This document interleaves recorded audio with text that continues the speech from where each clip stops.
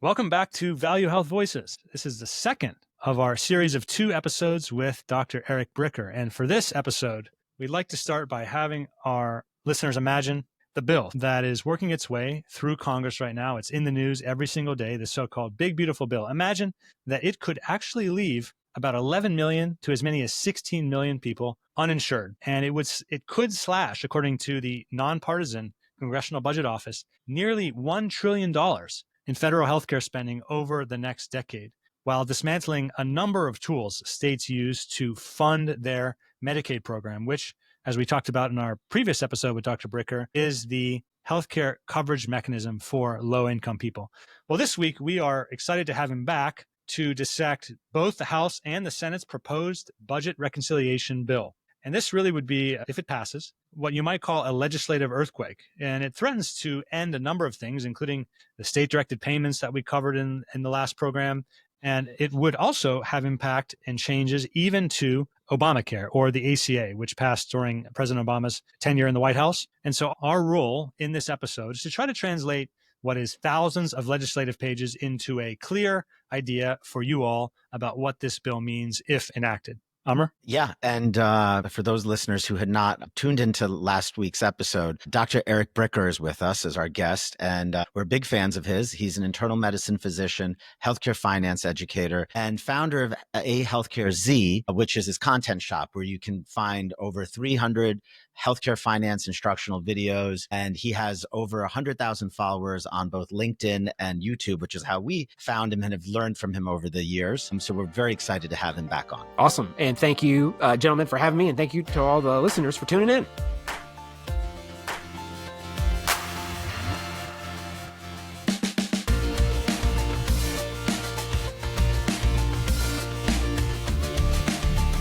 Dr. Bricker, well, we talked quite a lot about Medicaid in our previous episode with you.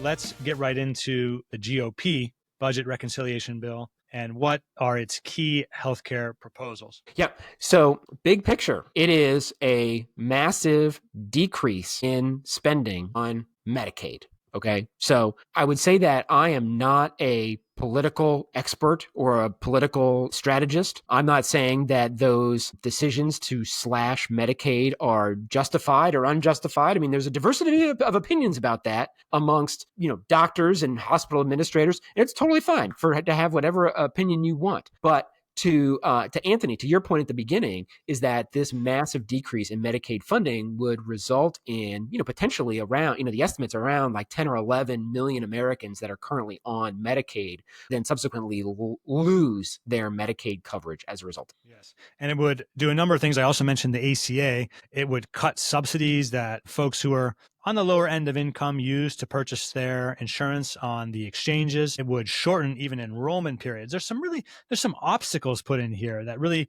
prevent individuals from going through the mechanisms that they currently go through to get their care. And I think it's important that we say this because this has been plainly stated. This is not the opinion of Amr, myself, Dr. Bricker, that a key objective of this bill in cutting these costs and taking the funding out of the Medicaid program is to offset, I guess we can call it the making permanent, the tax cuts that were passed in the first term of the current president, President Trump. Yes. And I will say that specifically for the clinicians and the hospital administrators who are watching this in terms of, sort of how this would directly sort of impact, your patients and your practice and your hospital system if there's another book that I could recommend. So Anthony, in the previous episode, you mentioned The Hospital by Brian Alexander. Fantastic book. Highly recommend it. There's another hospital called The People's Hospital about Ben Taub in Houston. And Ben Taub is the large county hospital in Houston, right? So Chicago has Cook County Hospital. Back in the 90s, there was a show ER, like George Clooney. That's kind of where he got, like famous and all this sort of stuff. And that's actually partly where I did my training was at Cook County Hospital. So that's the big hospital in Chicago. And then there's Bellevue and a whole bunch of these other, famous like Jacobi that are in New York City that are these public, and there's Grady Memorial in Atlanta, right? So there's all these hospitals. And it was super important for Ben Taub, when they were taking care of when their patients were coming in, is they would put them, if they were eligible, on the quote unquote Harris Health Plan, which is what, if you remember back to the previous episode, which is one of these Medicaid managed care organizations. So the Harris Health Plan would get money from the state of Texas, and the state of Texas would get money from the federal government, then give it to the Harris Health Plan. And the Harris Health Plan would then be like the insurance card for the people coming into Ben Taub Hospital.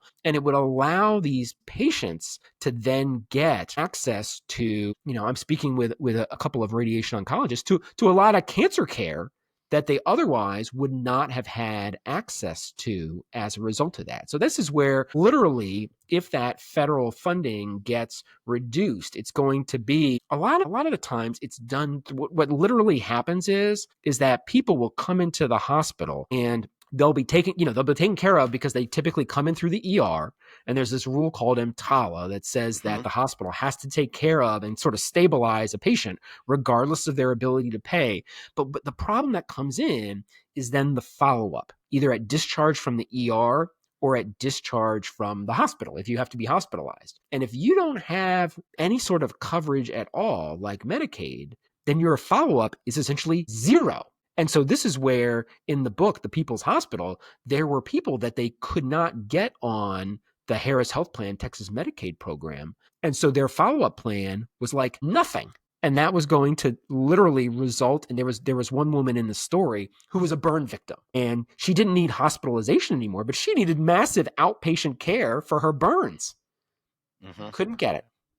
Yeah. And it's definitely, I have not checked out that book, but I'll put it on my to-read list this summer because it definitely sounds very interesting. And Anthony, I think to your question, one of the things, maybe we can go step by step because it's such a massive legislation just kind of jump into. So maybe we can start with the work requirement. So the House bill had a work requirement and the Senate bill expanded on that work. So pretty much the idea behind it being that, if you're decreasing funds, the way to not decrease services is maybe make less people eligible for those funds, right? And so if you change the eligibility requirements and you shrink them and you introduce a work requirement, then there'll be less people eligible. And so the Senate bill requires parents of children over age 14 to be working in order to receive Medicaid, which is expanded even on the House bill. So maybe we could start there if you guys want to jump in. Yeah, I'll add one to that, and I'll get Dr. Bricker's thoughts so the House bill said, a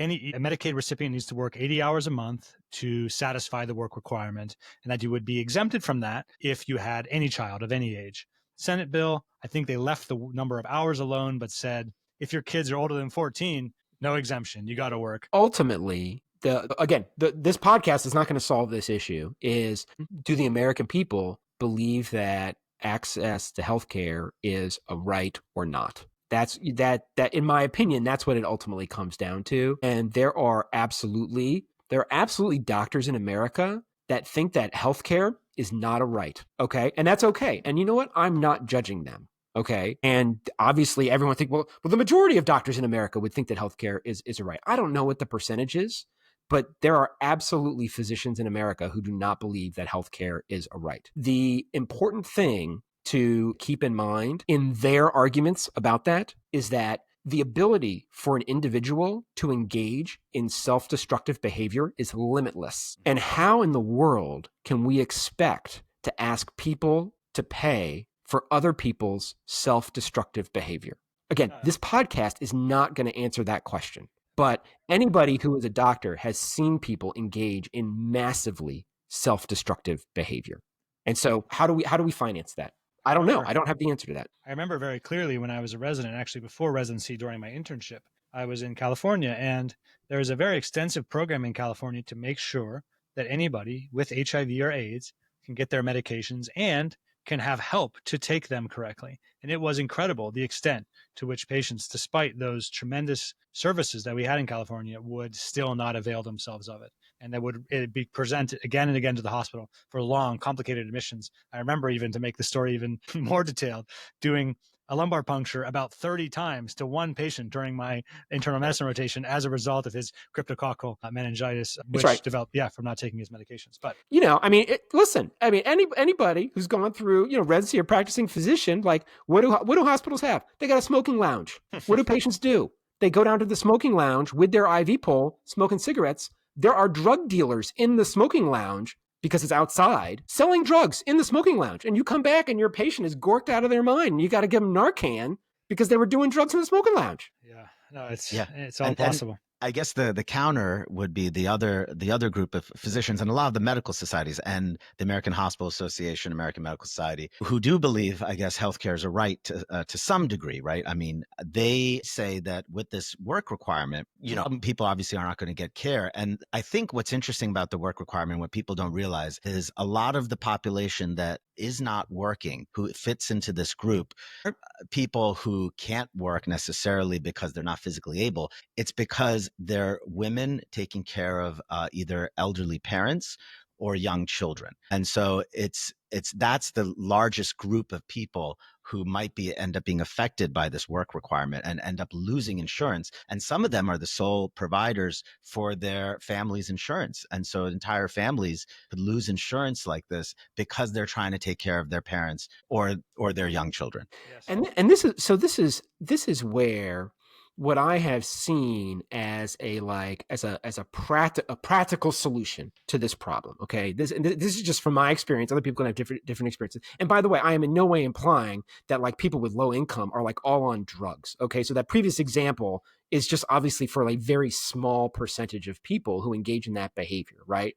So there are going to be whether it's moms or it could be moms and dads, it could be families that are of low income where they're going to lose coverage. And oftentimes there are a number of circumstances, whether it's health related, whether it's because they have to be a full-time caregiver of an early dementia family member who's, has total needs in their activities of daily living, and they're 58 years old. And so you've got a single parent in many cases who's stretched between it's a multi-generational family, right? So they've got their mom or their dad that has Alzheimer's that they're taking care of, plus they have their child that might have a congenital, illness or what have you. And they quote unquote could work, but they can't, because they're essentially their work is being a full-time, unreimbursed caregiver for 100%. Their parent and their child at the same time. And so let's just say hypothetically, and listen, we've all seen those patients. We've seen those people. Like I've personally seen those people. And so what I have seen happen is that when they don't have insurance, because of course we all practice medicine before the ACA, okay? There were gobs of uninsured people before the ACA, and we all took care of patients in this situation. And that is where a hospital system had a very astute and organized charity care process where the individual and their family could receive health care in the absence of health insurance. And you absolutely could do that. Not just inpatient care, they could also get outpatient care as well and follow-up visits. And they had specific rules, not only around income, but also around assets. And if you met those requirements of the specific hospital charity care program around income and assets, you would get your care at that hospital system for free. Yes.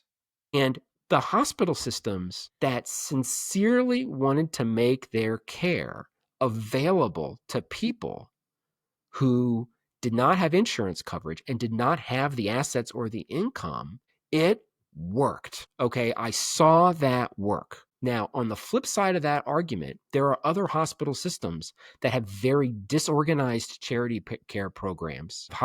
There are also hospital systems that do not advertise or promote their charity care programs in any way, shape, or form. And so you, as an uninsured low-income patient, essentially were rolling the dice in terms of, did you have access to a hospital that did or did not have a well-run or poorly run charity care program? And as an internist, I will tell you that one of the things that all patients who either that don't have health insurance, right? Because there are people today, whether the state expanded Medicaid or not, who do, one of the things is men. If you're a low income man with like no kids in a lot of places, you're not going to get health insurance. Like it's not going to happen. Okay, I had a patient once who was a 22-year-old guy from Louisiana who had. It's so funny. He would come into the ER all the time. His platelet count was 4. His platelet count was 4,000, and everyone's like, work up. No one could ever figure out why. And he would bleed for a while, and then he would be left out, right? Like that guy is not getting Medicaid. Platelets of 4. He's not getting Medicaid. Okay. So that guy needed to be on the hospital's charity care program. And so why am I saying this? I don't expect any physician or hospital administrator to individually have power over the big, beautiful bill. Okay. Like, we're not. Like, I don't know. Maybe Ummer's got some friends because he's close to Washington, D.C. I don't know. That's right. But we can affect change locally, and we can affect change within our own hospital system's charity care program. And we as physicians can educate our own patients about the hospital's charity care program. And I'll be honest with you, the hospital administration might not like us telling our patients about the hospital charity care program, but it's very important. We became doctors to help patients. I did not become a doctor to help other doctors or to help hospital administrators. Okay. And so sometimes helping patients means pissing off your fellow physicians and the hospital administrators. So it's important to, again, individual agency on your part. Like, you have the power to do stuff. And your power to do stuff is not to lament the big, beautiful bill in Washington. Your power is to help your individual patient sign up for the charity care program at your hospital. That's a great message. And I knew that starting off with the work requirement part of all this discussion would be a provocative discussion, because there's so many nuances to it. And I think the two of you and your discussion there covered them beautifully. Another aspect of this bill that perhaps not as provocative as the work requirement is still important. I mean, it's just the domino effects are just so many. And the next one is how these proposed versions of this legislation would affect this whole provider tax issue. And just to remind our listeners, we spoke about this in the prior episode with Dr. Bricker. We explained that one of the key mechanisms at the state level for states to be able to have enough money for their patients is by paying into a kind of a tax where it's the hospitals pay into it, perhaps nursing homes, other entities, they pay into this tax. The federal government takes those funds and then they increase the amount of money. They double it in some cases, whatever the case may be, and then send those monies back to the state. Now, to help fund the program. Now, what the House bill did is they said, we're going to ban new or increased provider taxes, but more or less the ones that already exist to fund states' Medicaid programs, go ahead and continue. And this is a theme here now that we'll cover a few times. The Senate bill goes much further. The Senate bill does something very interesting. So there's this component of provider taxes called the safe harbor. And what that has to do with is, let's say a big hospital system X, if your total revenues from patient care were, let's say, to make it simple numbers, $10 million. Of course, that's way too low. But let's say they were $10 million. Well, if the amount of tax you paid was up to 6% of that $10 million, then, and that was the way that the state operated the program, the federal government would ask no questions. That's a so-called safe harbor. But what the Senate wants to do is they want to ratchet that down, all the way down, by the way, to 3%. So all of this is meant to be pressure on the funding mechanism so that the federal government has less exposure, less money out of the federal treasury to fund the Medicaid program. Yeah. And if that, let's just kind of walk that through. And let's say that passes. What would that look like for a particular hospital system or a particular physician, whether you're in Washington or Maryland or Ohio? If that were to happen, then the overall pool to that state would go down. Now, each individual hospital and physician group would then, again, most of that money is going out to the managed care organizations that the individuals are signing up for. And so essentially those managed care organizations are getting, we'll just use round numbers. Let's just say it's $800 per member per month that managed care organization is getting. And now as a result of that, maybe they're only going to be able to get $750 per member per month. So that means that the managed care organization is then going to need to ratchet down their reimbursement to the docs and the hospitals, given that they're getting less per member per month or per beneficiary per month. Okay. Now those contracts between the managed care organizations and the hospitals, they take a year and a half to negotiate. They don't renegotiate them every year. They only renegotiate them like every 3 to 5 years. So let's say this passes. The reimbursement doesn't all of a sudden like magically change between the managed care organization and the hospital and the physician group. It does not. They don't have a clause that says, I've never heard of them having a clause that says, oh, by by the way, if they pass the big beautiful bill, we're just going to automatically decrease your reimbursement by 6%. Like I've never seen that. Like it's like, yeah, you're getting $30 a visit or you're getting $60 a visit. Like that's going to stay the same. But they use, if you're familiar with a rheostat, which controls electronic voltage, they use prior authorization like a rheostat to closely control payment. And again, these managed care organizations have MLRs. They have medical loss ratios. And in a lot of states, it's just like it is for ACA plans and Medicare Advantage plans, it's 85%. Interestingly, in other states, it's like 88% and 90%. Okay, so it doesn't have, each state has a different MLR for their Medicaid managed care program. But you better believe that they're going to then dial their prior authorizations to closely match their MLR in that $750 per member per month rate, as opposed to the $800 per member per month rate. So what you as an individual hospital and as an individual physician would likely see as a result of this being passed is a higher denial rate on your services requiring prior authorization. So that's number one. And then Anthony, to your point in the previous one, not only for prior authorization, but also denials after service. Okay. The insurance companies, they're just going to deny the claims. You got to remember that major insurance carriers have just been like, we're just going to deny every third claim. And then if the hospital system or the doctor like resubmits it, we'll just pay it. But we're just going to pick like every third claim and we're just going to deny it because we can. And so your denials are probably going to go up on your claims. And then lastly, they're also just probably going to delay payment. So oftentimes the accounts receivable for an individual practice or for a hospital system, 30 days, 45 days, 60 days between claim submission and claim payment. You submit the claim on July 1st, you're not going to get paid until like September 1st, right? They might extend that out to, okay, now it's like September 15th. Or now it's like October 1st. So those are going to be the sort of subtle changes that you would see. It's not like literally going to be like overnight, but those are sort of the more subtle changes that, now again, the insurance carrier is not going to tell you that. Okay. Like your partners in the physician practice aren't going to tell you that. Your patients aren't going to tell you that, but that's like the politicians aren't going to tell you that.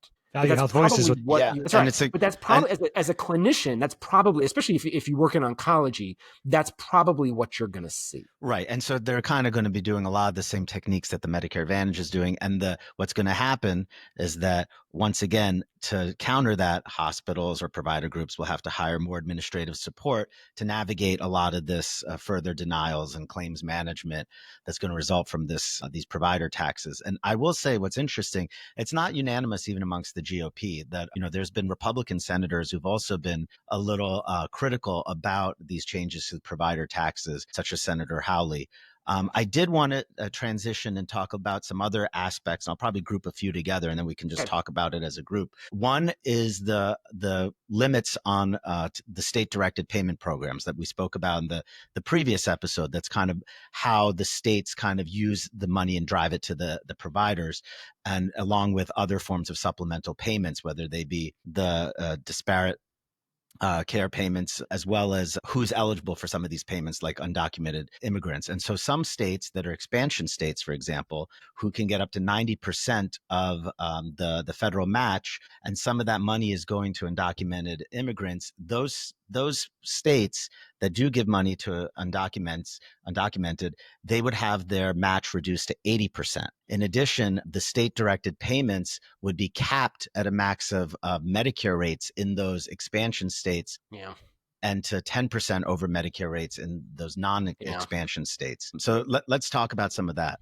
And before you jump into that, Dr. Bricker, I just wanted we'll start with state-directed payments. I wanted to just call out the part in the previous episode. So in the previous episode on state-directed payments, I think it was me, I'll say mea culpa, I singled out a couple of states. And the reason I did that is not because I have anything against Tennessee or Washington, but because the state-directed payments in Tennessee have gotten the Medicaid reimbursement rates, effective reimbursement rates, up to like 2 times Medicare, even higher. So up in the commercial range, some of the providers in Tennessee are getting those kinds of funds. And what Amr just went through is that this bill would end all of that. Yeah, and this is the tricky situation where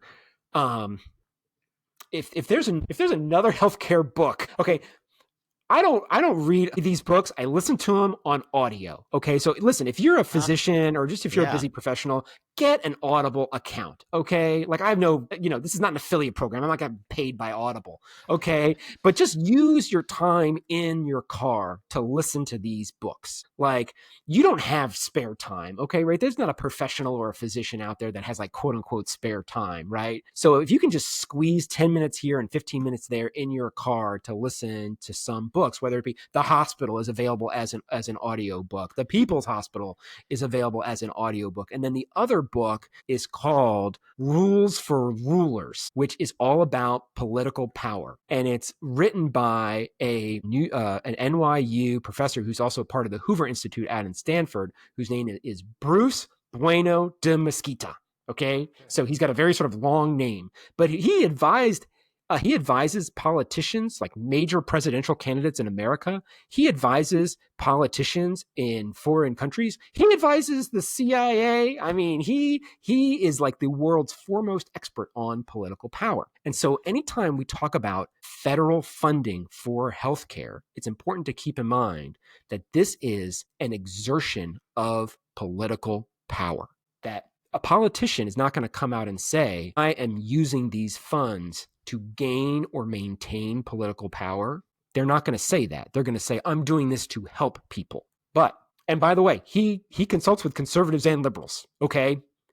He'll take your money regardless of who's got it, okay? So this is not a Republican versus Democrat thing.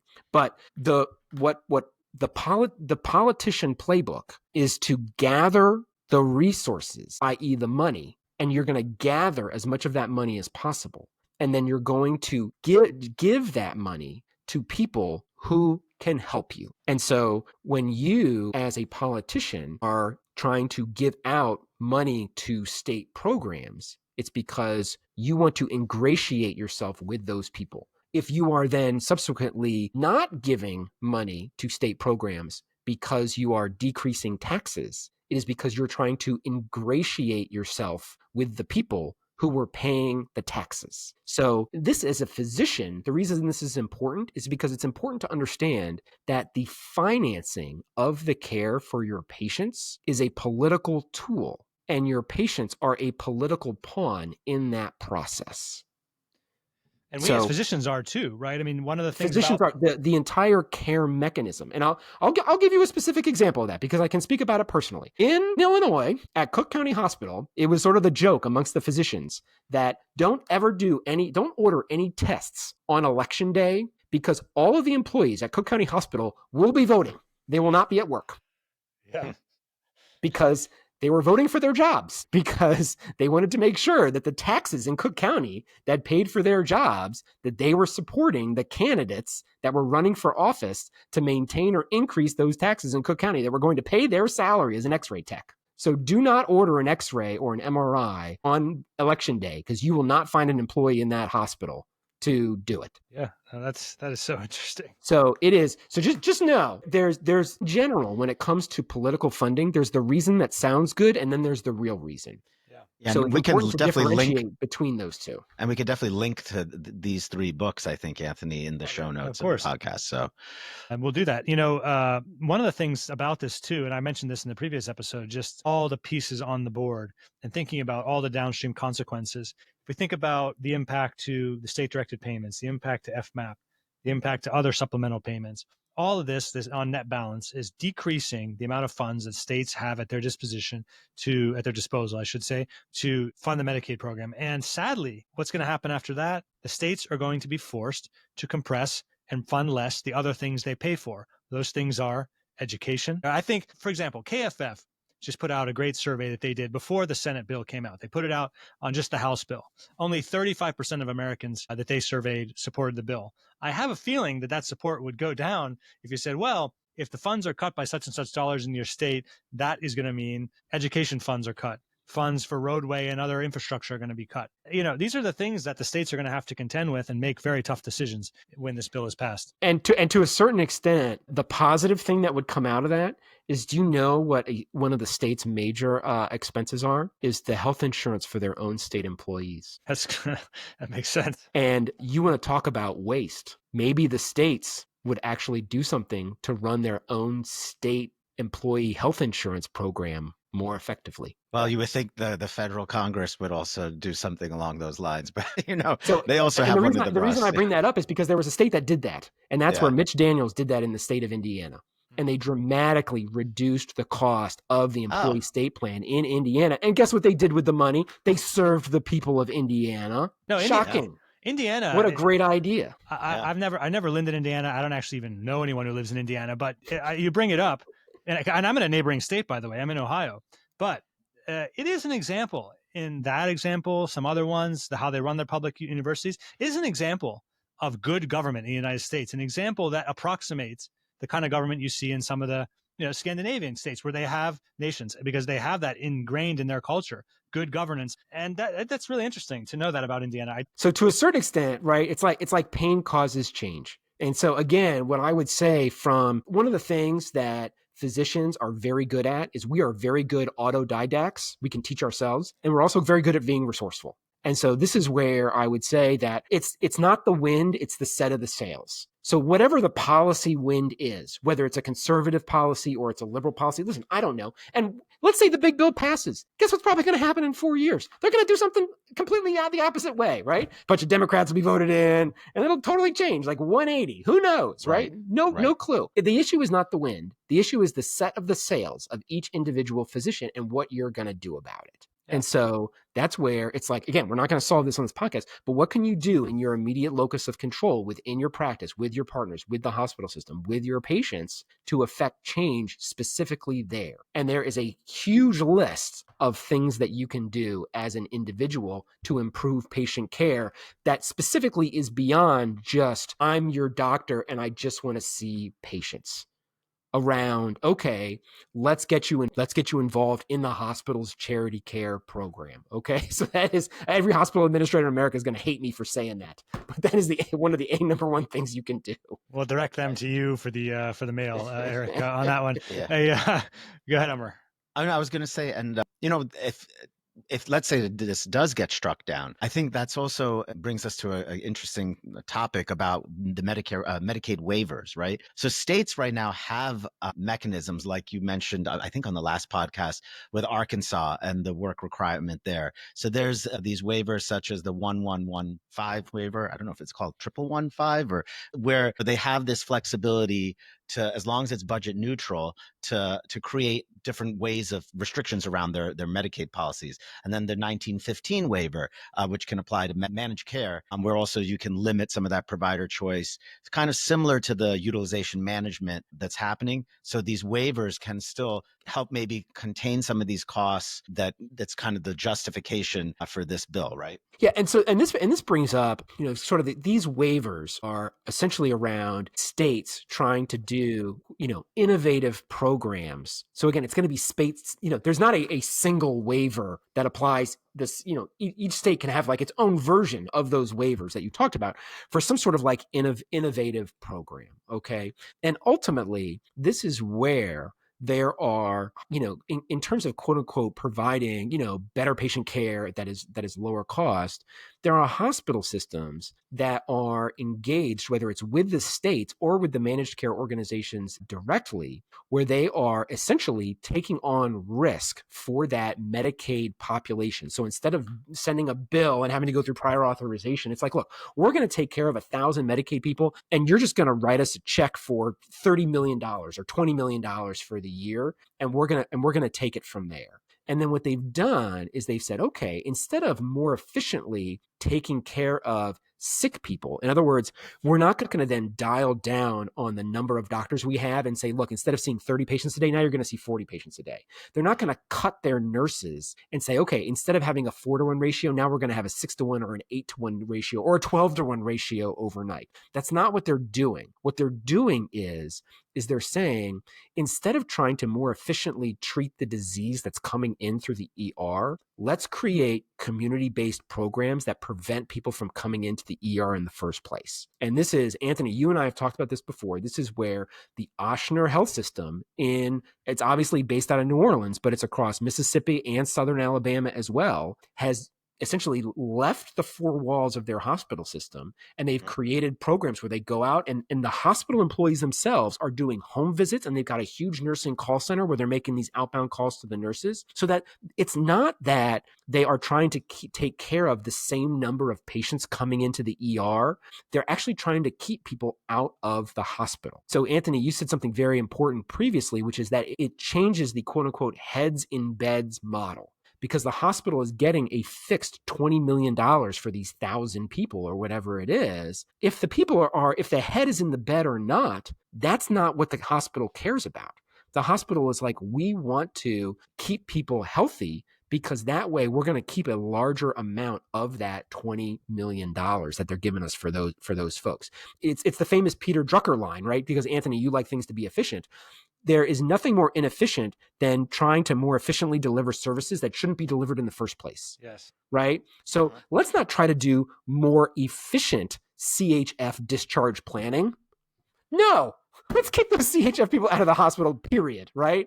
Like let's do programs to do that. And this has been done already. This is not some sort of like fictitious thing. Okay. That required tremendous leadership at Ochsner. And this is what it required. It required Ochsner to tell the physicians and the nurses and the staff that they needed to change. That's very hard to do at most hospital systems in America. Yeah. To both of your point, because one, the hospital systems are so large that it's incredibly hard to change a 25,000 organization. So that's number one. And then number two, those hospital systems are, interestingly, they do not have an organized chain of command. If you were to go into hospital administration, you'd be like, who's in charge? It's actually hard to answer that question. Yeah. And there are many physicians that are like, listen, I got 3 bosses. Okay. Oh, yeah. And I don't know who's my real boss because I got 3 bosses. Okay. There is no logical organized chain of command of who's actually in charge. If you're a physician, is it the head of the medical group or is it the head of the hospital or is it somebody else? So hospital systems have a very hard time changing because one, they are large, and two, they are more like loose confederacies like America before the Constitution. They have more like Articles of Confederacy as opposed to a constitution where there's like a president and Congress and we all think, oh, well, this all makes sense, right? No, hospitals don't work that way. Okay. They don't. You have a much more compelling way of saying it than the way I was going to say, actually, precisely the same thing. And that is they have 47 different ways to do the same thing. No standard work. How can you ever learn and get better if nobody knows? So that is, so long as the outcome's okay and that the surgery happened on the right side and blah, blah, blah, that's all fine. But you forfeit the chance to learn anything because no one knows what standards being followed to get from A to Z. And as physicians, we need to be involved in changing that. Yeah. That is not somebody else's job to fix. That is our job to fix. Yeah, you're right about that. You know, one of the things, this is such a great conversation. We're covering, I think, some things, you know, it's clear that you're very skilled at making content analogies. Yes, but specifically, you brought this up in the previous episode, making healthcare finance and health policy entertaining, because inherently it's not. And so your analogies are great. I wanted to bring up one thing. I don't know how entertaining or not people will find this, but one of the analysis and one of the many analyses, I guess I should say, of this bill that really caught my eye and that I find so interesting. Actually, it's 2 components. One is, and we talked about this a little bit in this episode and in the prior one, and that is that the mechanism of funding of Medicaid, if this bill passes, the states that will be particularly hurt the most in terms of funding just happen to be, this isn't a judgment at all, but happen to be states that are poorer and states that happen to be where there's a plurality of voters who support Republican base. And I find that an interesting aspect about the bill. That's just a political commentary. The other thing I think is more important and more universally interesting, and that is that the analysis of what this bill would do, you know, the cutting on the Medicaid expenses, the making permanent the tax cuts, a little bit of a kicker to the economy, right? You know, maybe a couple tenths of a percentage point impact on GDP in the long run. In exchange, though, for $2 trillion, maybe as much as $3 trillion impact on the debt. So the question is, how do we deal with that? I mean, that is a huge impact. And I just wanted to call that out because that's some of the most interesting, in my view, compelling numbers about this whole discussion around this bill. Anthony, actually, before you jump in, Dr. Bricker, I was just, when you were saying about the impact on certain states, and once again, what you're suggesting with some of these red states, I think does play into the fact on some of the things around the work requirement and the FMAP. But on some of the stuff with the max for these expansion states from 90% to 80%, around giving care to like undocumented and all that, I think it can have actually an impact on some of the non-red states as well. Yeah, that's true. So, that's a point to the other side. Absolutely. Yeah. Great call. So, yeah. But anyway, just wanted to put that out there. There's pain for everybody. Yeah. So on this issue, so it's very interesting. So on this issue of sort of overall, and if you think healthcare finance is boring, we're now going to talk about the intersection of healthcare finance with overall public finance and public debt. Where it's like boring squared. Okay, so hold on to your hats. Okay, and so this is where when the overall debt rate goes up, then that essentially what that does is that increases long-term interest rates, which is typically referred to as so the 10-year treasury is sort of the benchmark for that. The Federal Reserve does not set the rates for the 10-year treasury. It's really there's a market for debt. So are foreign countries going to buy our debt or are they not? And the more debt that we go into as a country, the less attractive our debt becomes. Therefore, we have to pay higher interest rates to entice people to buy our debt. And the reason that 10-year interest rate is so important is because that then sets the rates for things like your mortgage, right? So people were getting 2.5%, 3% mortgages, and now their mortgage is north of 6%, 7%, right? Because that 10-year rate has gone up and their mortgage is based upon that. Okay. Hospitals also have a ton of debt. Okay, all hospitals have a ton of debt. HCA is notorious for having a ton of debt, okay? But nonprofit hospitals also have a ton of debt. The model for debt is not that you pay the debt back. The model for debt is you refinance it. You get a new loan to pay for your old loan, right? And you were able to do that. And this is where interest rates, because interest rates spiked in the early 70s to 25%. Okay, so back when we were born, like in 1976, like interest rates in America were like 20%. You could put your money in the bank, and you get 20% a year interest rate in the bank, right? And over the previous like 50 years, interest rates have slowly marched down from 25% to it was like a low of 2%. So the hospital systems could always refinance their debt at a lower interest rate. I got $100 million of debt at 5%. Okay, well, in 3 years, I can refinance that $100 million with a new $100 million loan that's only at 4%. And then in 5 years, I can do it again at 3%. And that works until when they refinance it. Oh, I got to refinance it now at a higher percent. So now instead of being at 5%, I got to refinance it at 6%. And then if I refinance at 7%. So what that means is that the interest payments that the hospital systems are going to have to pay on their debt is going up. So they're going to get doubly squeezed. That is my point. My point is that not only are they going to have less quote unquote reimbursement from the scavenger hunt, right, but they're also going to have lower overall cost because their interest cost is going to go up. And again, you as a physician, are you going to change that? No, you are not going to change that. But you can set your sails. Okay, so that's the wind. You've got this wind of higher interest payments that the hospital CFO is going to have to pay when they refinance their debt. And that's going to squeeze the hospital. And so maybe you could do things like, hey, if you're an ER physician, you know by name the frequent flyers that come into your ER. Okay. In Washington, D.C., they did this. They had people that were calling 911. They had this group. It was like 75 people in Washington, D.C. that would call 911 multiple times a day. They had like 75 people that would call 911 multiple times a day. They would call 911 like 720 times a year per person. And so what they did, they just parked a car in front of that person's house. And they're just like, you need to go somewhere? We'll just take you somewhere. And they found it was dramatically cheaper to just put a car in front of those 70 people's houses than it was to have them call 911 multiple times a day. And so again, physicians are creative, right? And so maybe the hospital would be like, okay, let's talk to the ER physicians and like learn who these frequent flyers are who come into the ER like multiple times a day. And let's actually do something about it. Because what is your typical, and I'm not blaming the ER doctor, but what does the ER doctor do? Like, look, I got my 12-hour shift. It's Joe. Joe's in here again. Hey, Joe, how you doing? You want a turkey sandwich? And like nothing is ever done about Joe coming into the ER. Yeah. And so maybe they would start to do something about Joe coming into the ER. Yeah, no, I remember that example. That is a great analogy, or at least a great connection to make to this whole discussion. So we've talked about this bill for quite at length, with a number of great parallels from real world examples of things that would be impacted by this bill. Has there anything we've left out of the discussion to this point that you really wanted to hit on, Amr?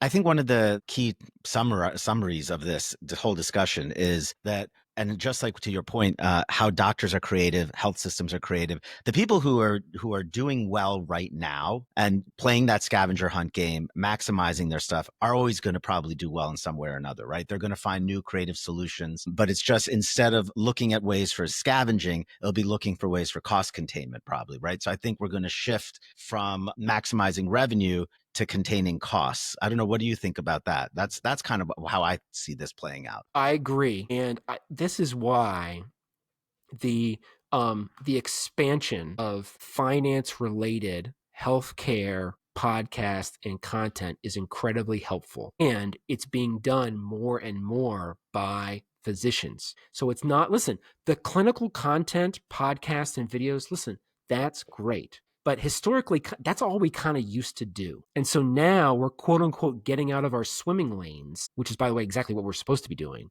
into these other areas because they profoundly impact patient care. Okay, so we're not going to talk about the all-hat GMAT GOBAT trial, right? That is 875 patients were randomized, blah, blah, blah, blah, blah, right? We're actually starting to have discussions around money flows that are impacting patient care and things that we can do individually at our current positions to try to help our patients with that money flow. So what you two are doing with this podcast is incredibly important. And all of you that are listening, what you're doing is incredibly important. And all I can say is that it makes me incredibly optimistic about the future. I'm actually incredibly optimistic about the future. I think it's going to be a lot better. I appreciate those words. And I think there are reasons to be optimistic. And it's so nice of you to say that. And Amr said this at the beginning of this podcast. He may have even said it at the prior episode. We really look at the work you do, the content you put out, as a model for what we're trying to do, obviously with our own voice and in our own way, but following in your footsteps. You've been doing this a long time, over 300, or maybe it's even over 400 videos out there. So by the way, if you weren't previously a listener, and I doubt that you weren't previously a follower and a listener of Dr. Bricker's, go and find his content, A Healthcare Z, on YouTube, on LinkedIn as well. It's great stuff. Super. Really appreciate it, guys. And all the listeners. Thank you so much.